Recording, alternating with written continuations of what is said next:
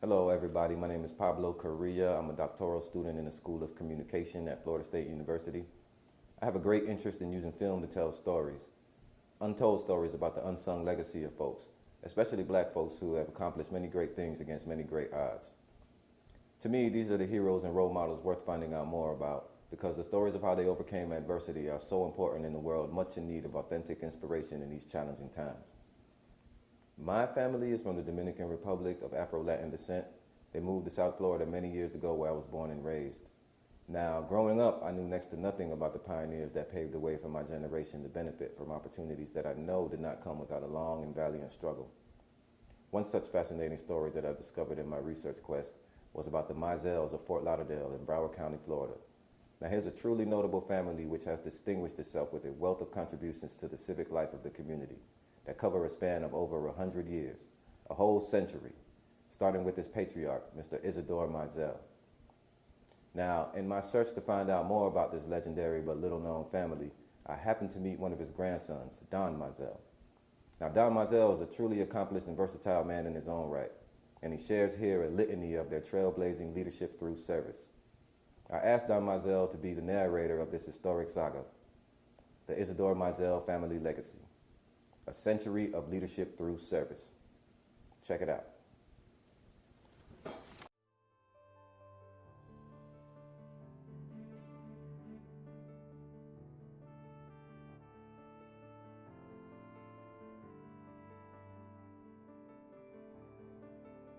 He's the founder of the NAACP.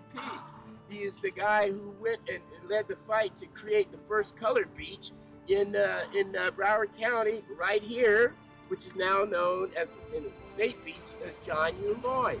He came up with the idea and led the fight to desegregate the beaches in Fort Lauderdale, and was successful in doing that and financed the lawsuit that led to that decision by a federal judge.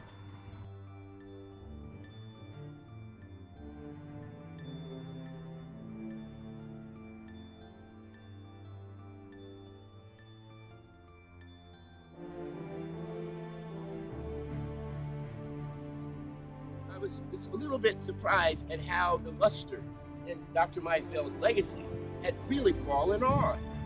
First of all, Providence Hospital was not there, and there was no recognition of him ever having been there. The fact that he was the president of the founder of the NAACP was lost in the dust. People talked about Hewlett Johnson and not Dr. Mizell first and foremost in the wait-in. The fact that the Colored Beach was a 14-year fight on his part in his role as the president of the NAACP was completely lost. It was now named John U. Lloyd Park. And I was like, this is not right. This is not fair.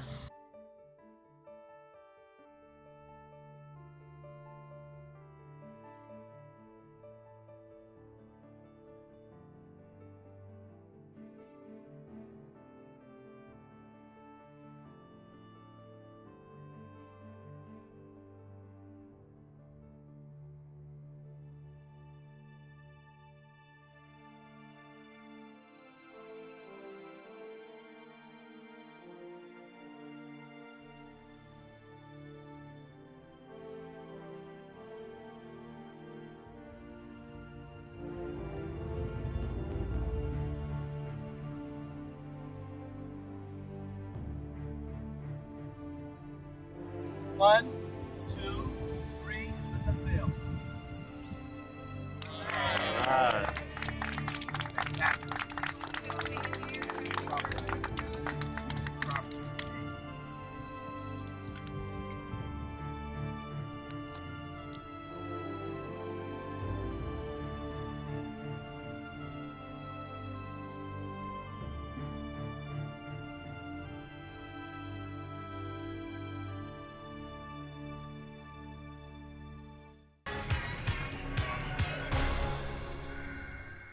And welcome to the special edition of County Line. When you read the history of Broward County in South Florida, the Mizell family name is prominently featured.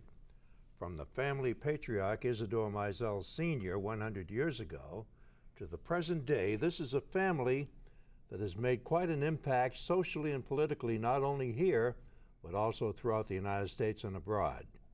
My guest today is a part of the new generation of Mizells who continue to uphold the family name and traditions, and I welcome Don Mizell to the table, and welcome to you, Frank, Don. how are you? It's good to have you here. Thank you very much for having me. But I think what makes the Mizell family legacy unique is that they were pioneers in certain areas where the community had a profound need.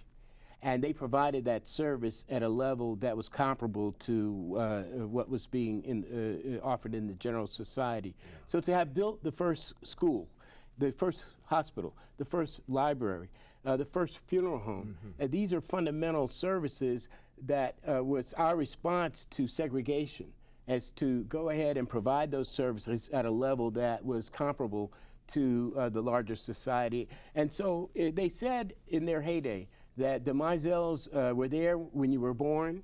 They took pictures of you throughout your life. They taught you. When you got sick, they healed you. They built your house, and they prayed for you when you died. Yeah.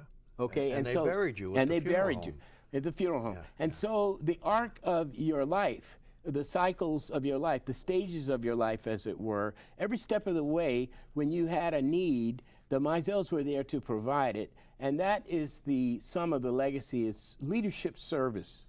And I think that may be what is unique. It's a long story. My grandfather, Isadore Mizell, came here in 1908, before Broward County was a county, and before Fort Lauderdale was a city. Dania Beach was then known as Dania. It's the oldest city in Broward County. And of course, it was a farming community. At some point it was viewed as the tomato capital of the East Coast. Okay, my grandfather came down with a horse and buggy and became a tomato farmer also, a farmer generally. And he slowly but surely acquired a lot of land and farmed it very successfully. He did not go to college or anything, but he valued education highly. And he offered every one of his children the opportunity to go to college. Now, this was before they were even allowing black kids to learn in the school. There was no school. He built the first school for colored children in Broward County. Just up and decided to Well, build a school. they need a school. So he built it, the color school. He built the first church for black folks in Broward County, St. Ruth's Baptist Church. My grandfather, he was not the pastor, but he built the building. He was a builder and a farmer.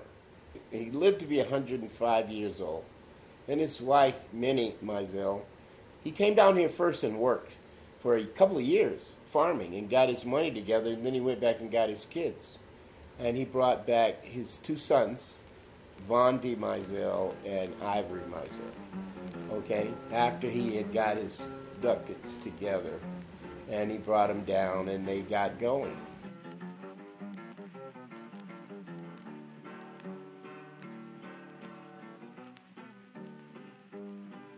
That's interesting because my grandmother on my mother's side came from roughly the same area that my grandmother and grandfather on my father's side, which are the Mizells, from the same part of North Florida, the White Springs, Jasper area. Now, there was segregation here, but the key ingredient was that when people came down here from the north part of Florida and to some extent parts of Georgia, they came down here to make money.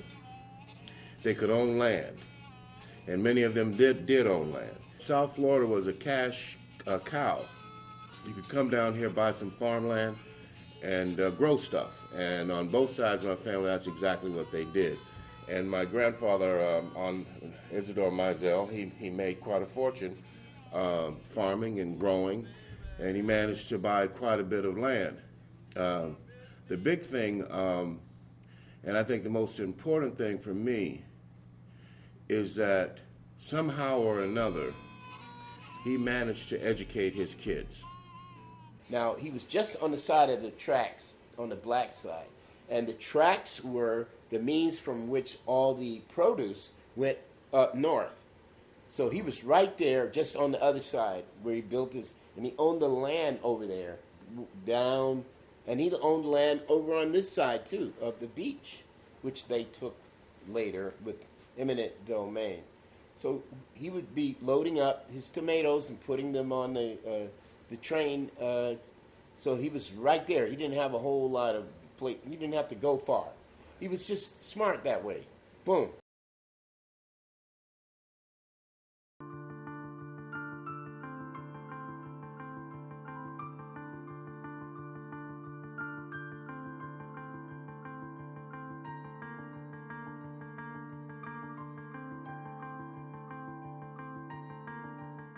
My uncle, Dr. Von D. Mizell, was an activist. Von D. Mizell. Dr. Von Delaney Mizell. Dr. Mizell. Von D. Mizell, this pioneer, this very brave black person who didn't look black, but was very daring, and he challenged all of the segregated rules that was here in Broward County. When he was 6 years old, he was walking down one of the muck roads in Dania. Back in those days, they had no paved streets. And there were reeds on both sides of the street. He walked down and he came up on a snake. He took his shoe off and beat the hell out of that snake. And he went home and he told his parents. He said, I just killed a snake. The next morning, my father went out. He came back to the house. He said, Minnie, my mother. He said he killed a rattlesnake with his shoe. That's the kind of person he was. That says it all for him. Really, really smart. And he became the first black surgeon in the state of Florida.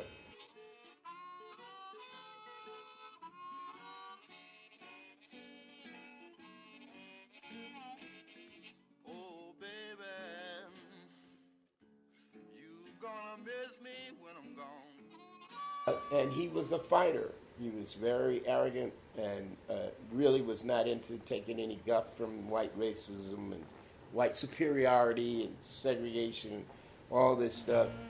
He had an attitude like, I'm as good as you, and I'm not taking any shit off of you either. But if you did that in those days, if you were black, you could get lynched easily, shot, killed. You really had to be careful. Mizell was a community activist and an entrepreneur and a physician. Then he was just a fighter for the right. Yes, sir. He could go anywhere he wanted to during a time when there were restrictions. One, because of his color, he blended right in, and two, he had the financial wherewithal. But he was a fine fella and a pioneer. So Von became the first black surgeon. You know, a surgeon needs a hospital. So now they don't let black folks go to the hospital at Broward General. So where are you going to go? Well, you're not going to go anywhere. You can go to this little shithole over here or whatever. And he's like tired of this. So one night,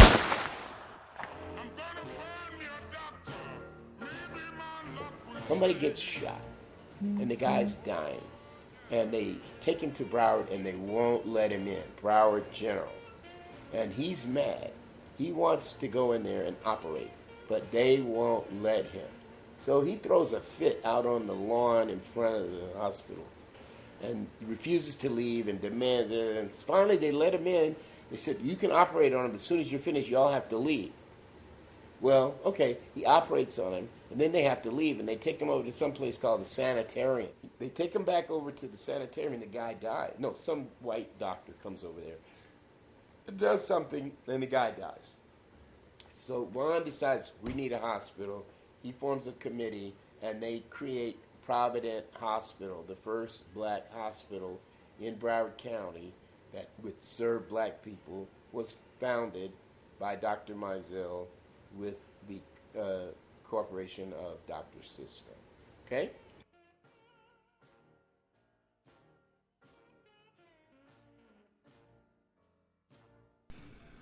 Clarence Walker was principal of the old Dillard High School. When they built Providence Hospital, Mizell and Walker got together and they used to get students. They had open house where they operated on people that had tumors and all that kind of stuff, parts of the body showing off to the people, and they were oohing and ahhing, and he was the savior. Sistrong never did anything like that, but but Sistrong was right in line with Mizell. They worked together as a team.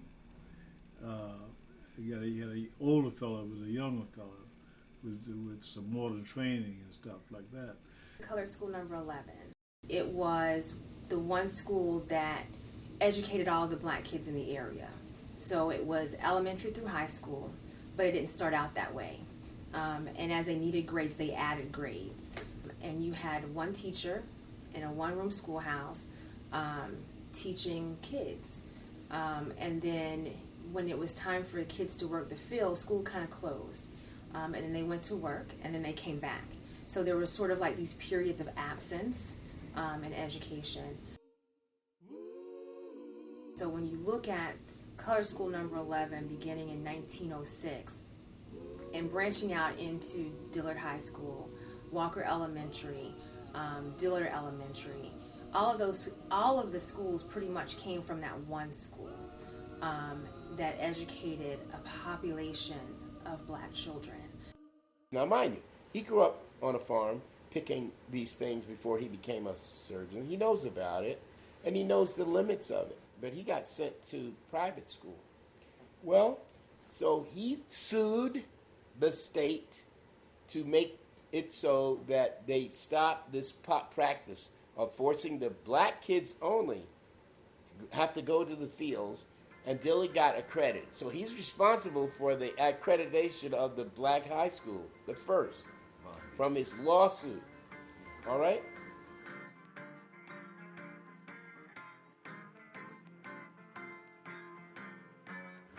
In 1945, founded the NAACP chapter of Broward County. He's the founder of the NAACP in Broward County, Fort Lauderdale. The founder. After he got the school accredited and built the first black hospital. He could have passed for white and just, cruised here like he was white. He had blue eyes. No, I'm not doing it. Why? Because these people cannot fight for themselves, and these are my people. I'm going to fight for them because they can't fight for themselves. So here come the white folks. First in the military, the naval base was here. All right. So all of a sudden, all these northern white folks want to come down here. Whoa. So now the civic authorities decide that they don't want black folks on the beach because the white folks won't want to come. And they made a decision that you Negroes cannot come to the beach anymore because you're going to interfere with the interests of white folks that are interested in coming.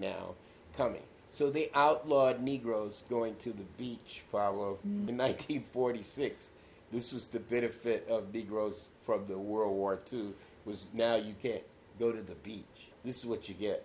That's your reward. Okay? Well, my uncle was like, not so fast, Buster.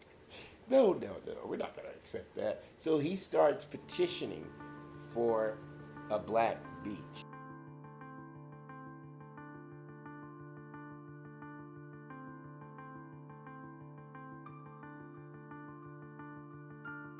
Well, they refused to do it. He sued, he petitioned, he sued, he petitioned, he sued, he petitioned. 7 years.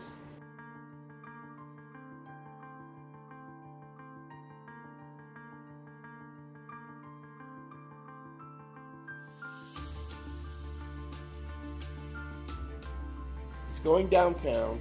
He's petitioning. He has the money to sue. What black man is suing? What? With who? For what? Why? You did? Get out of here. Segregation is the law of the land. It's the law of the land. What are you suing? When I was born, there was no black beach. 1949.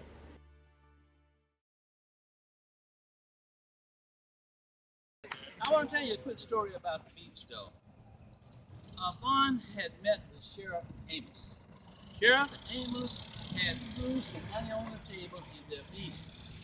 He said, in that envelope, you might be interested. Vaughn said, if you don't have a beach, I'm not interested. He said, we're supposed to have a beach by the 4th of July.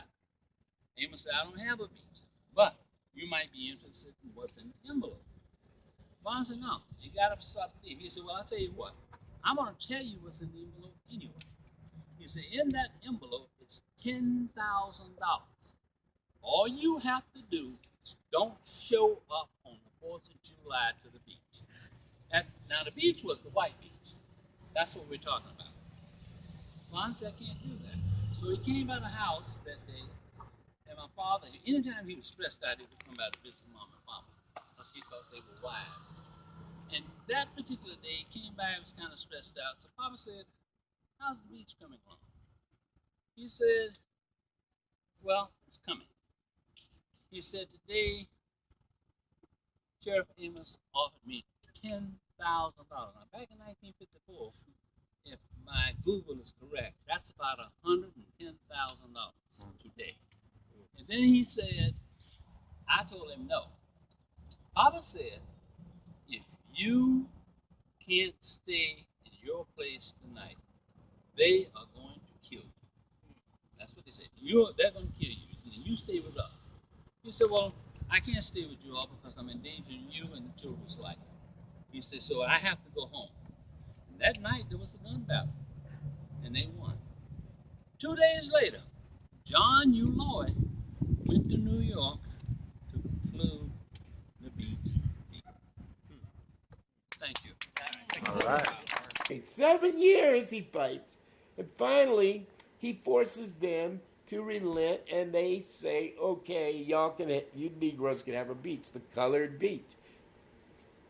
So now they got to find a beach for the blacks. So that's why they started this beach on Dania Beach.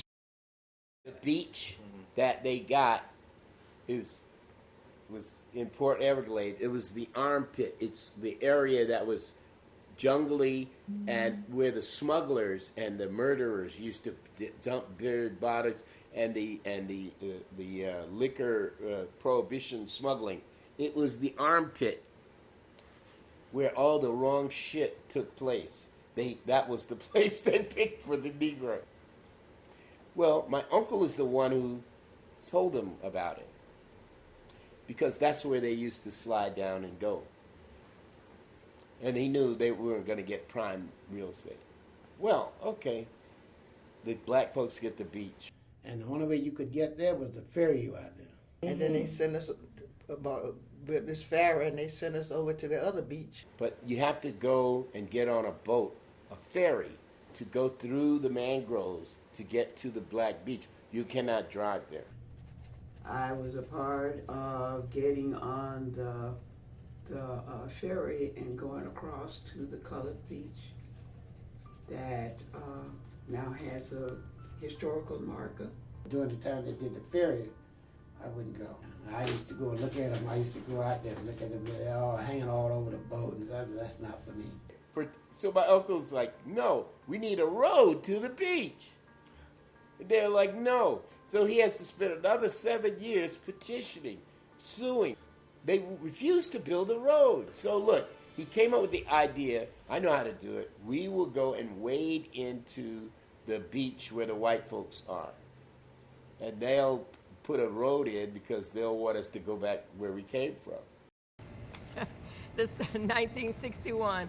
Dr. Mizell, my uncle, came over to my father's studio because my sister and I, we worked during the summer. We were there every day.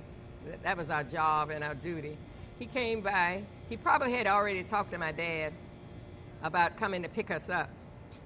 And we really didn't know what he was picking us up for, but we always did what we were told, even at age 18, 19. So he said, get your swimsuits, and Vaughn's coming to pick you up. And he came with Miss Johnson was in the passenger seat up front. And my sister and I got in the back seat, and he drove to Fort Lauderdale, Las Olas, A1A intersection. And he pulled up, because at that time you could pull right up on the sand. Right off of A1A, you could just pull right up and park. He pulled up and parked, and he told my sister and I, and it was Edmund Robinson, who became a doctor, but he wasn't a doctor then, just first year college. But he said, okay, get out and get in the water. Of course, our eyes widened. Get in the water? That's white folks' water, you know. That's what you're thinking. Get in that water.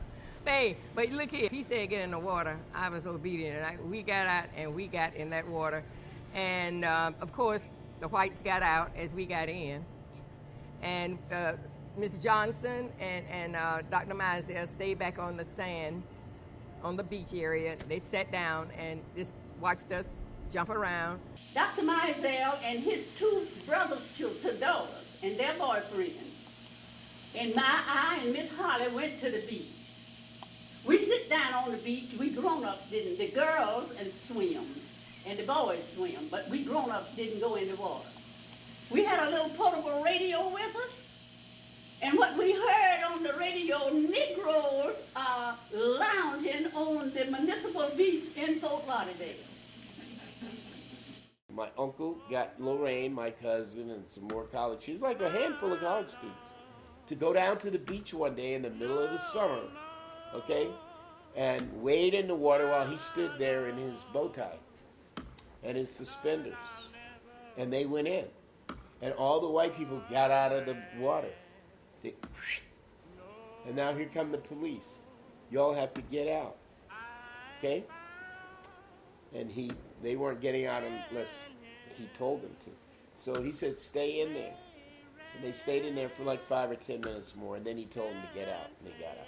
Okay. So it was a wade-in, like a sit-in at a lunch counter, except it's the beach. Now, you got to remember, the beaches were the single most attractive thing that the white folks used to create the demand for development in South Florida. I was a part of, I was here when the wade-ins.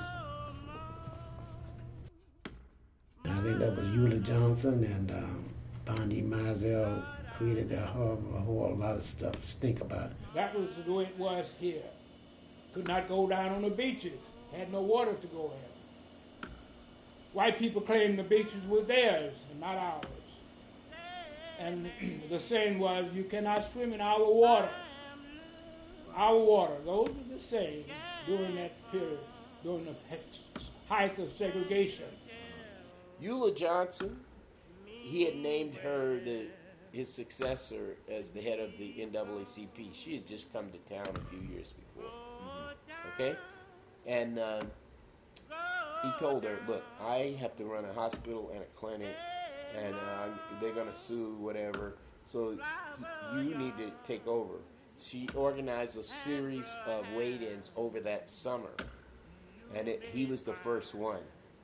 And he'd never waded in, but that's what happened with the wade-ins. The wade-ins, the opening of the Eula Johnson House, and what she meant to people because she was the first female president of the local NAACP, and what she did along with Dr. Mizell with the wade-ins, but what the wade-ins did as far as promoting integration of other things within the city and Broward County.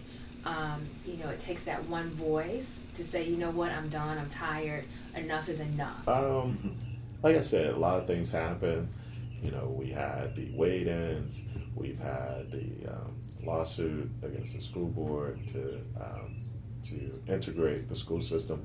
One thing that people aren't aware of, the city of Fort Lauderdale sued the NAACP, the local branch, and they sued them they wanted their membership rolls. Because back then, being a member of the NAACP, could cost you your life. The city sued the NAACP to stop the wade-ins and to declare segregation, reinforce. And President Kennedy, had appointed this guy, a federal judge, and he ruled for the NAACP and against the city. The city lost the lawsuit that they filed. Which was good, because if you think about it, had the city prevailed, and then that could have actually led to, nationally someone using that case law to, sue other branches and, get that information. So, although it was here locally, but, it's significant to the whole, civil rights movement.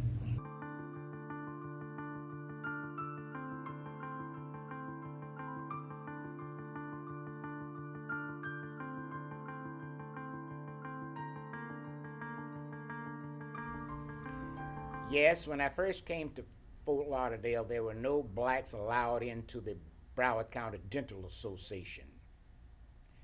Little did I know of the ramifications, but at the time that Von D, myself, and one other person, as I recall, cooked up this deal, and there was a white person at the post office, a superintendent, his name escapes me for the moment, who was receptive to the idea of breaking the color barrier with the post office. And if Dr. Mizell, Dr. Christian, Dr. Sistrunk, they encouraged me to go down and apply, and if I didn't hear anything, let them know. Well, I actually went down and applied with the idea of going down to do battle. At that time, you had to have two people to, shall we say, represent you, or give their approval that you could be a upright and personal within that dental society group. At the advice and consent and the understanding of Dr. Von Delaney Mizell, he was very instrumental in getting me down on this end of the state. Believe you me, when we made the application, we were accepted on the first ballot, having been the first ones to join, although I was not the first dentist in Broward County of color, but I was one of the first to join the Broward County Dental Society. Having passed the examination, then I was asked to serve at a delivery in the segregated northwest section of Fort Lauderdale. I did, and I never thought of it as being history, but I was the first nurse of color to professional employee, really, that got a position at the Broward County Health Department. Look, Dr. Mizell led to the desegregation of all the public facilities in Broward County, and the beach was the first. Dr. Mizell led to the desegregation of Broward General Hospital. Okay? And then he financed the lawsuit that George Allen gets all the credit for, but which he was a brilliant lawyer, for the desegregation of the public schools of Broward County. At every step of the way in the history of desegregation, it is Von D. Mizell at the forefront, on the cutting edge of the changes that moved civil rights progress. He is the most significant African American in the civic life in the history of Broward County in the 20th century. Okay? But he was a doctor. This is what he did on his side gig. Meanwhile, he's serving the community, owns the hospital, is operating on everybody. He's doing everything that a human being could possibly be doing. Meanwhile, the Ku Klux Klan is trying to kill him. He has to have armed bodyguards to go from his clinic to his car, and he has to move around and live in safe houses because they were looking for him. Did that scare him and back him off? No. They tried to strip him of his license. Okay, and he had to sue again, and he got Kennedy to have, Martin Luther King had Kennedy put him on the medical board, National Medical Examiners Board. So they're the ones who made him back off. And then he was the first doctor to practice at Broward General. What else? What else did you need to do, Pablo? Look at what he did over the course of that period compared to what was happening and who was doing what. In addition to running a hospital. So, super bad. Sorry. And where is the memory? Oh, they have his name on a building, on a library that they took off when they made it the African American Research Library. And it's on a building that they've let fall into disrepair. My point is, Dr. Mizell, what happened to him? Now, people who are here, they know he was the leader, period, for 4 decades. But why isn't it reflected in any way in the stories about Fort Lauderdale and Broward County. Where is the proper recognition?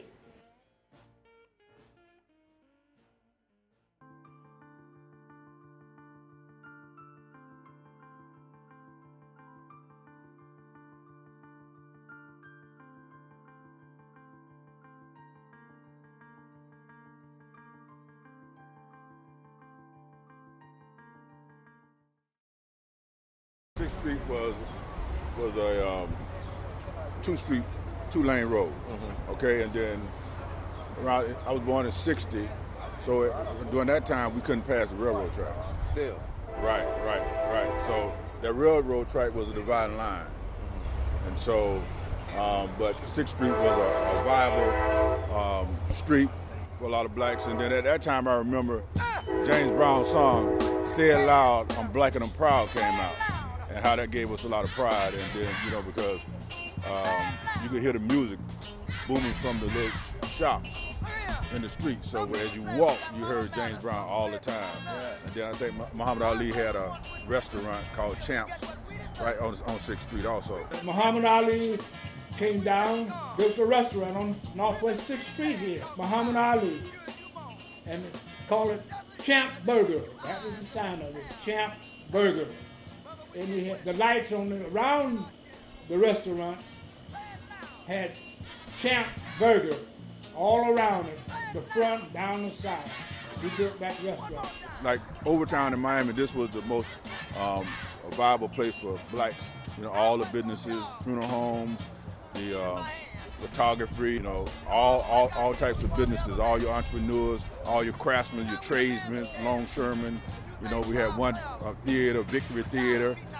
Everything was housed here, you know, and so this became a launching pad for many of the indigenous blacks in this community. They would save money and they would pull together, you know, and what they would do is pool monies and resources, and they would help one another, and they would buy property once they start opening up.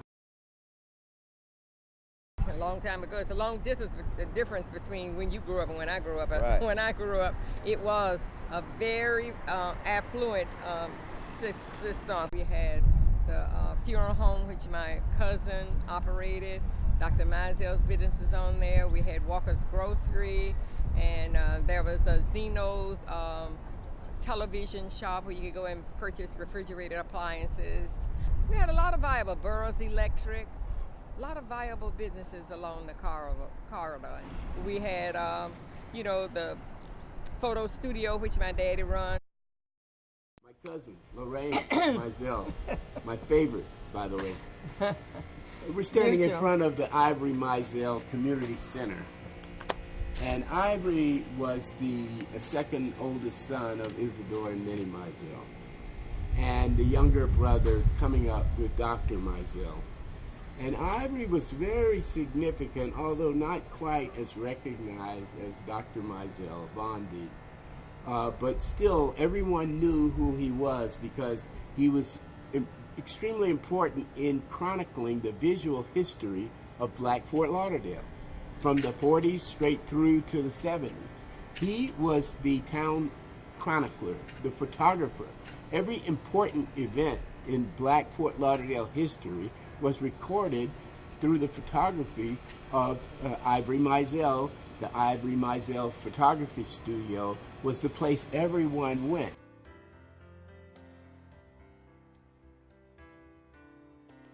If you want a history of Black Fort Lauderdale and you need pictures, if Ivory didn't take them, then won't have them. He was the guy who recorded and documented the history of the community life. People were getting married, they had a baby, they were graduating, they were joining some fraternal group, or it was some organized event, the dinner or this or that, or the park thing. It was Ivory Mizell who was taking the pictures.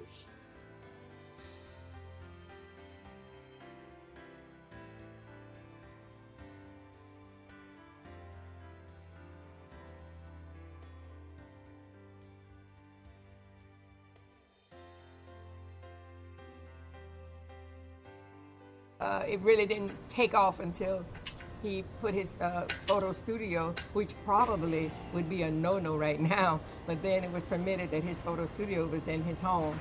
He used the living room as his studio for taking pictures, and the pantry was the dark room.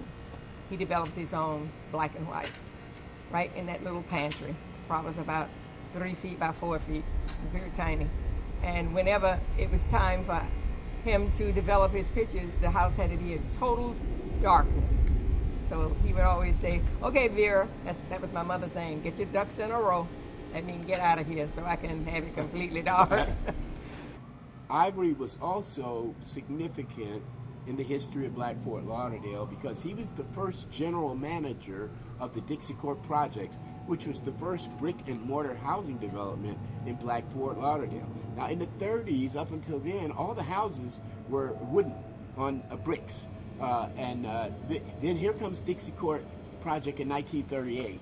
And it's brick and mortar with a fabulous Garden of Eden type of thing. And Ivory was selected as the first general manager who set the template for the excellence and the prestige that it enjoyed in that period, and which, because it was also the launching pad for the black middle class in Black Fort Lauderdale. All the teachers, all the future professionals, they all pretty much got started in Dixie Court Project at that time and worked their way up and out westward. Lorraine is the daughter of Ivory, and she can talk a little bit about Ivory in connection with this community center and also her memories about growing up here in the beginning with her dad in charge of the whole place. I do remember the office, which is office over here, was right in front of our house, our unit, which was 325 East Dixie Court. Yeah, it was a very memorable time. I remember every Christmas there I remember how Dixie Court, the families in there all seemed joyful and happy, and we played with the kids in Dixie Court, and it was an honor really at that time to live in Dixie Court. My daddy kept it nice. He built the premise of the way it is now. You would say keeping it clean and decent, no hoodlums in there.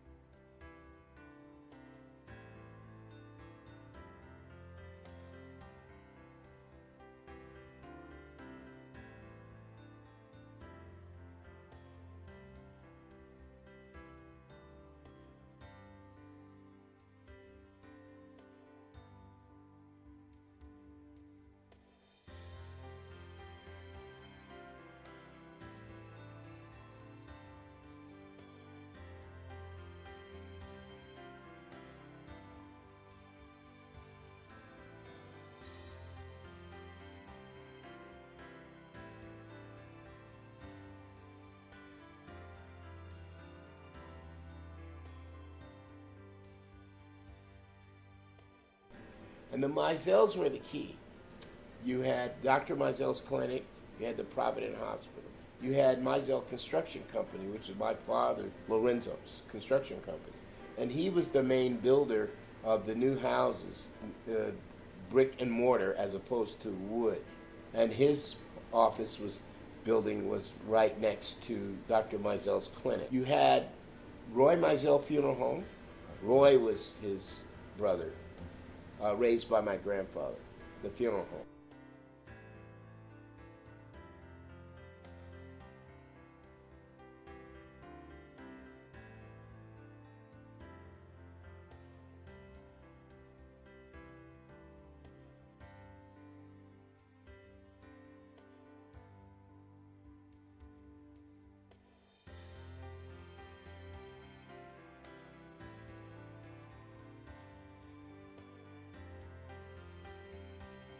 And Ethel was an educator.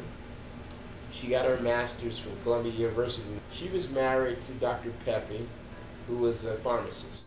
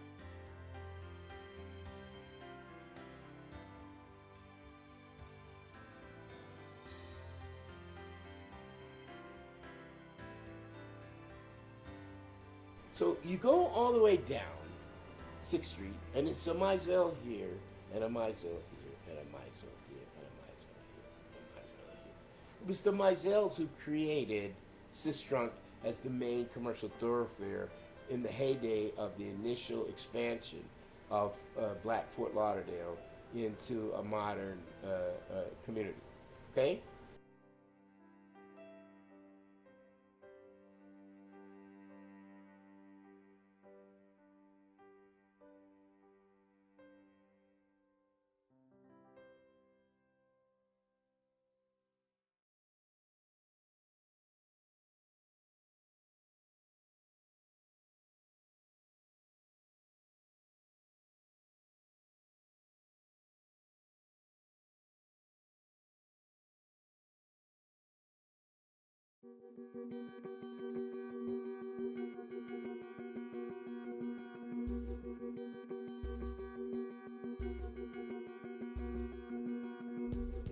Okay, here comes Nova High, the school of the future.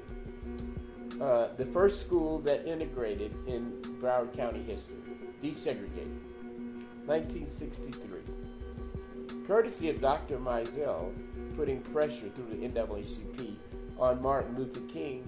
And Martin Luther King, this is what I was told, put some pressure on Kennedy administration, to put some pressure on the Ford Foundation to make sure the school was desegregated. So they came over to the little segregated junior high I was in. It's out in this little cow pasture and these portables burning 100 degrees. And they said, they called us to the principal's office and they said, okay, children, you're gonna go to Nova High School. You're gonna represent the black community. And we were like, what if we don't wanna go? It was like, you don't have any choice.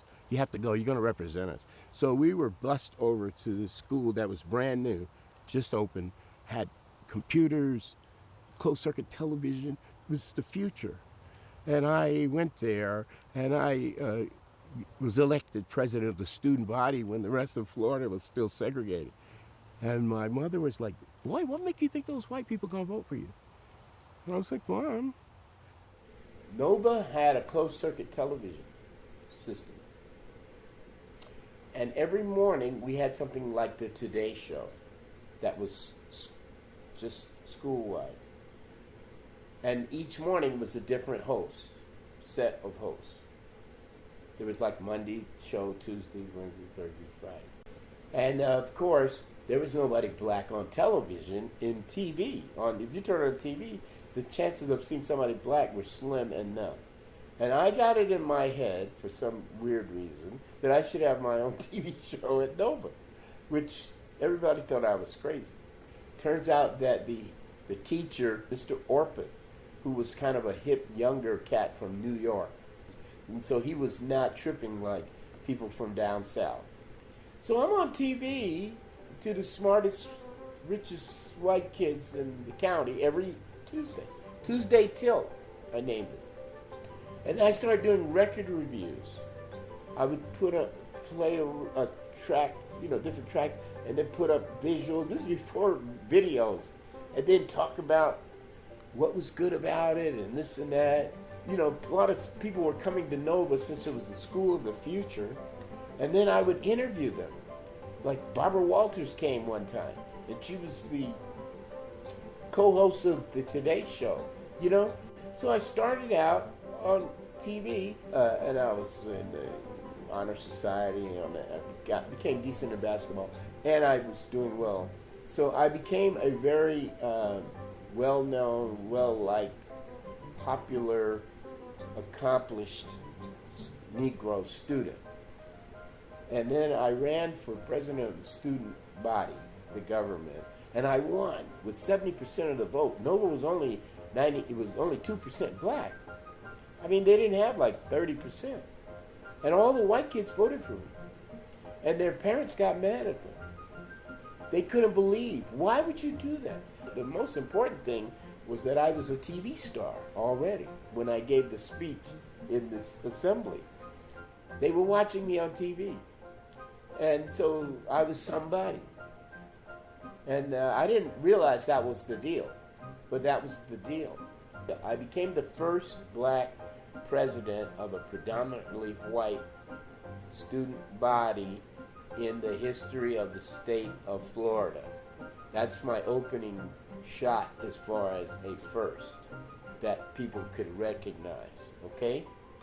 That got my uncle's attention, Dr. Mizell. He calls me to his clinic one day. He's been fighting for years and years, going downtown, petitioning, suing, this and that. And they really didn't like him. They respected him, but they were hostile. But their kids liked me and used to go home and talk about me at the dinner table. Okay? And they thought I was the shit.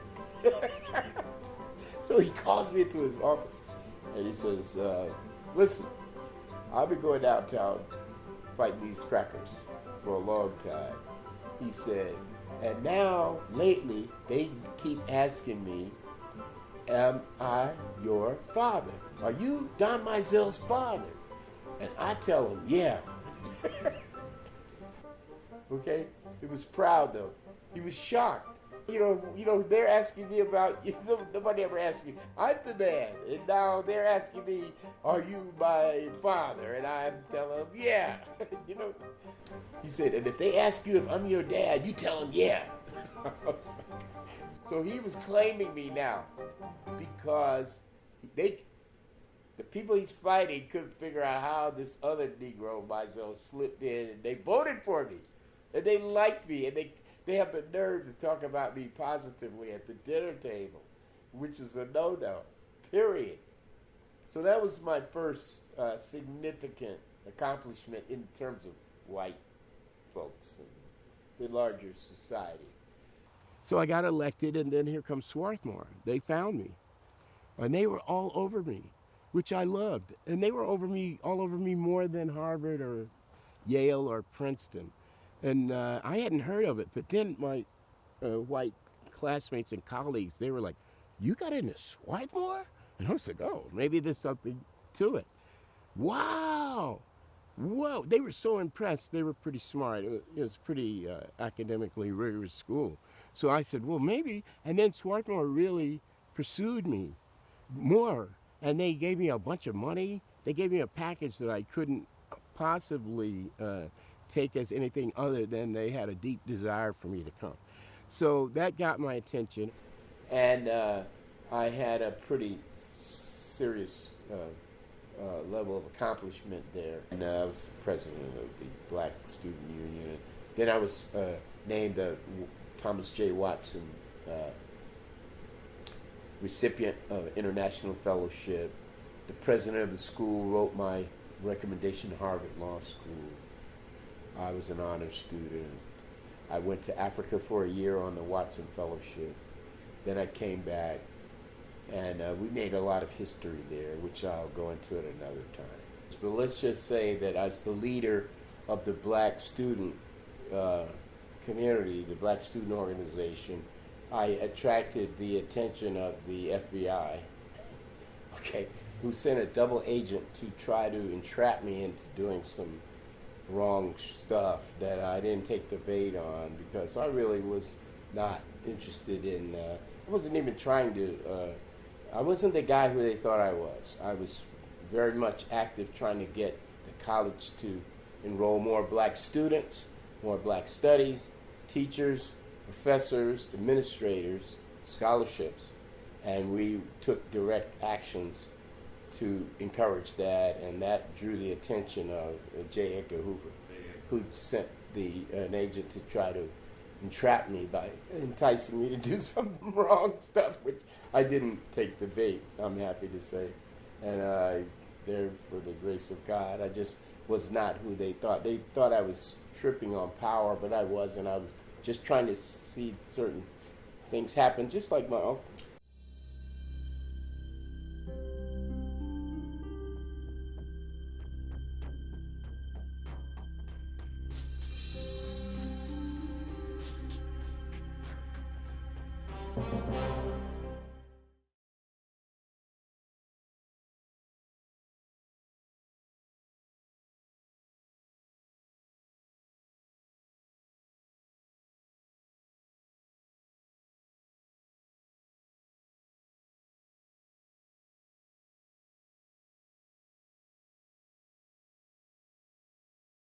I went to Harvard Law School.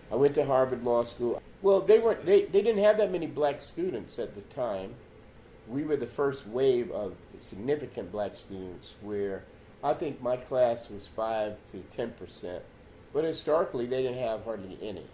And this is just around in the early 70s. Okay, this is before Barack. This is 20 years before Barack. Okay, we were the first wave. I was this last part of the first wave. Well, look, in 2001, they had a gathering of all the black alumni at Harvard Law School, and there were 500 of us. So over the previous 50 years, that averaged out to about 10 per year, 10 black students. But we all assembled, and there's a picture, I don't have it, and I'm in the front row. We're all clean. Barack was there. So I'm sitting next to the future rulers of the Western world. Wasn't trying to be the next civil rights lawyer. So at the end of the day, when I graduated, the question was where was I going to go to Wall Street and to Washington, D.C. and do what my colleagues were doing. So the music industry was really blowing up big for black folks at that time. And I had cousins who were doing very well. Fox Mizell had written the first 5 hit songs for the Jackson 5. And they had created a sound for Donald Byrd, the biggest record in Blue Note history. And I went over to A&M Records and got a job there writing about the music in the publicity department after I quit the law firm I was in. And one thing led to another, and my career took off like a rocket, and within 6 months, the Warner Brothers offered me my own label. And I came up with this term called jazz fusion. And I went out and signed Grover Washington and all these stars, Dee Dee Bridgewater and Patrice Rushen, Lee Ritenour, Stanley Clarke, George Duke, all these stars of my age from the 70s. And marketed jazz fusion so well it became a Grammy category. And the definition of a whole genre of music, I invented the term. Then I was named to the Jazz Fusion Grammy Committee, and da-da-da-da-da. Then I ran into Stevie Wonder, who hired me away to help him with this radio station he just bought. And he told me he wanted to create a Martin Luther King national holiday of King's birthday. And he asked me to help him. So I wrote his speeches because I was always a good communicator. And then I was running his radio station for him. We were getting ready to start a record company. In the meantime, he bought the radio station. So I programmed the radio station, put reggae and conscious liberated music and all this, and build up a strong community presence. And then we launched the campaign with Gil Scott-Heron to have the Martin Luther King birthday become a national holiday, which we succeeded. And it became the first national holiday for an African American in the history of the United States. And I was at the center of it because Stevie Wonder wanted to do it, and he tapped me to help him.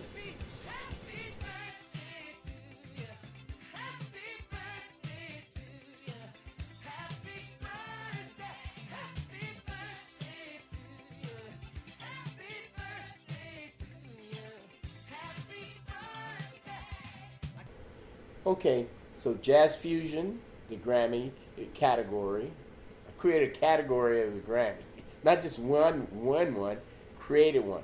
The Black Entertainment Sports Lawyers Association, which houses all the black entertainment and sports lawyers who are representing LeBron and all these people now. The Martin Luther King National Holiday with Stevie. Okay. Just rolling along now, mind you. I'm just following life as it flows. All right, so then I took some time off, and I ran into Michael Eisner, who was the chairman of Disney, which is now the biggest entertainment company in the world. And I won't tell you the long story of how I got to him, but anyway, he hired me. And I said, well, we need to be in music, because they were not in music. They had Walt Disney Records, but it was just doing a little children's music records. And I was like, we need to get back into music. We should have our own record company. So I wrote a bunch of memos, and they let me get involved in that part of it. And I was part of the effort that Disney got into with the Little Mermaid, which had the little crab in it doing Under the Sea that won the Grammy and the Oscar, a reggae song. Okay.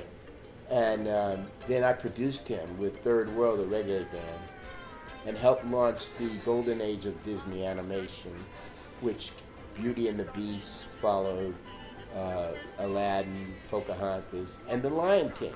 There was a run of Disney blockbuster animated films that were driven by music, and I was a pivotal person in moving them into that whole stream. Okay? Then I came up with this idea that Ray Charles was overlooked, and he should be recognized because he was such a significant figure in the history of pop music.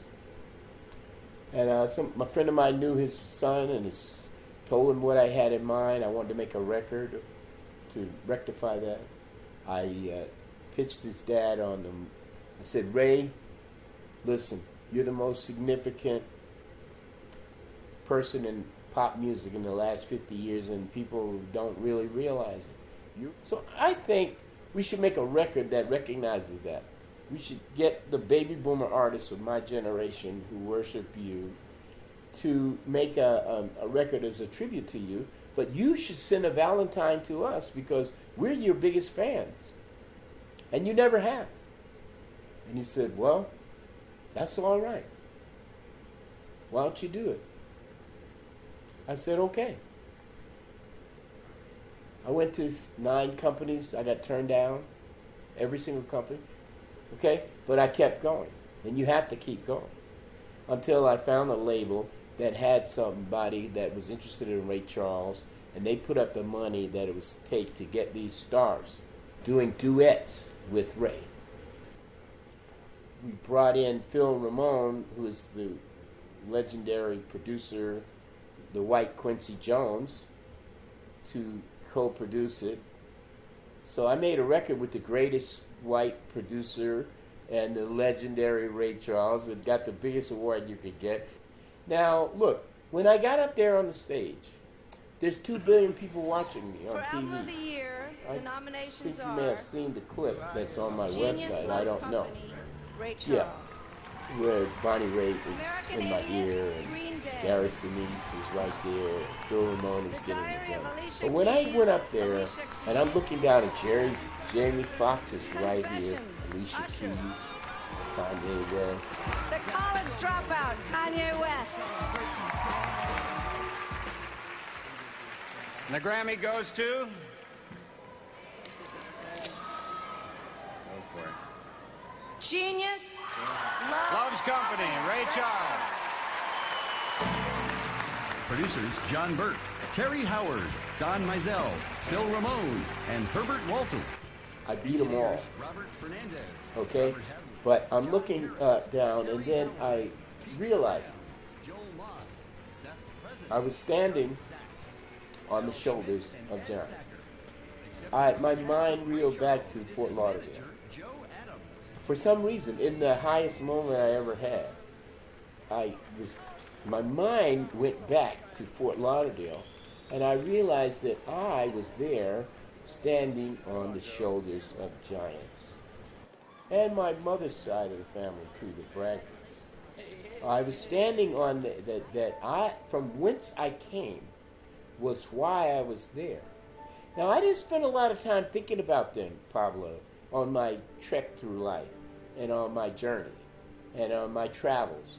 But it was there inside of me. You see, who you are, what your foundation is what carries you. So I didn't spend a lot of time thinking about it. But in the moment of truth, it came back to me. And that shocked me. I realized, well, maybe I've topped out here. Maybe it's time to go home. I mean, I've gone as far as I can go with this.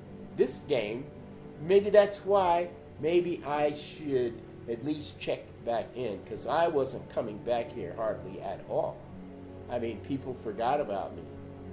This is 40 years now, when I was pretty much not here and not thinking about the Mizells or Fort Lauderdale or anything at all. I'm going as far into the world as I can. And I'm going pretty far, and I'm having a whole lot of fun. And none of it was ever easy, but I never looked at it as a problem. And I'm not telling you that I didn't have my setbacks and fall downs and failures and this and that. I'm just letting you know what was behind what motivated me. And I didn't dwell on but one thing I could say is I never let anything stop me. And along the way, these accomplishments happened. But my whole thing really was to try to make a difference in what I was doing in the world on behalf of black folks, okay? And if you look closely, you'll see that's the other thread. Music is one. The other is me trying to do something that makes a difference in wherever I am and whatever I'm doing on behalf of black folks, and the recognition of our achievements and our accomplishments. That's always what I'm doing. So when I returned, I set out to try to restore the Mizell family legacy. And that's the work that I've been doing. So I got the Pioneers Award from the Broward Historical Commission, Fort Lauderdale History Society. I published a number of articles, etc., all about the family legacy. The Mizell family legacy, the most significant, most prominent African-American family, led by Von D, but Isadore is the one who spawned the whole thing, and then Ivory, Roy, and the rest of them, and what they did. My Aunt Ethel, who was a pioneer in the education realm for 40 years, who just died, 97 years old. So to do that, and then I decided that really I felt Dr. Mizell had not been really given his props. So I've spent a fair amount of time trying to now make sure that his legacy, which is unprecedented and unparalleled, incomparable really, in the history of Broward County, is properly recognized. And what I'm doing now is I've spearheaded the creation of a coalition that's determined to get the John U. Lloyd State Park Beach renamed for Dr. Mizell, since he was the key guy in the creation of which was formerly known as the Colored Beach for 25 years. His undying efforts to create a beach for black folks when they had none, and to make sure a road got in there when there was none, and then to have a name for the county lawyer who was against it, under the direction of the county commissioners, I think is unacceptable. And so I've dedicated myself to correcting that, and we're in the middle of trying to make that happen. In other words, the John U. Lloyd State Park Beach will be the first state park named for an African American in the state of Florida, and it will be named for Dr. Mizell. John U. Lloyd's name may still be there along with it, because he was the one who created the colored beach that became the State Park Beach. And that's, if people are interested, they can go to drmizellbeach.org and get the full story.